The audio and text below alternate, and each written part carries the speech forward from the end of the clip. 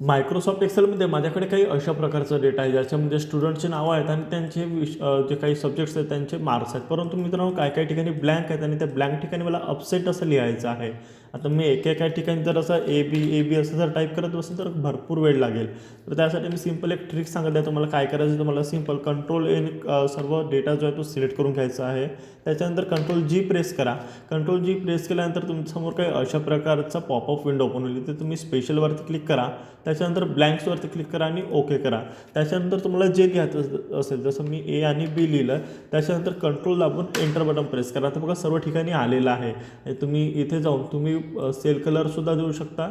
ठीक आहे, सेलला एक फिलअप कलरसुद्धा देऊ शकता किंवा जर तुम्हाला इथून काही कलर चेंज करायचे असतील तर ते सुद्धा करू शकता. तर अशा प्रकारे आपण ब्लँक ठिकाणी काहीही लिहू शकतो. एकाच सेकंदामध्ये सगळ्या ठिकाणी सेम आपण लिहू शकतो. तर कशी वाटली छोटीशी ट्रिक कमेंट करून नक्की सांगा. अशाच ट्रिकसाठी आपल्या ठाकरे कम्प्युटर्सच्या यूट्यूब चॅनलला सबस्क्राईब करा.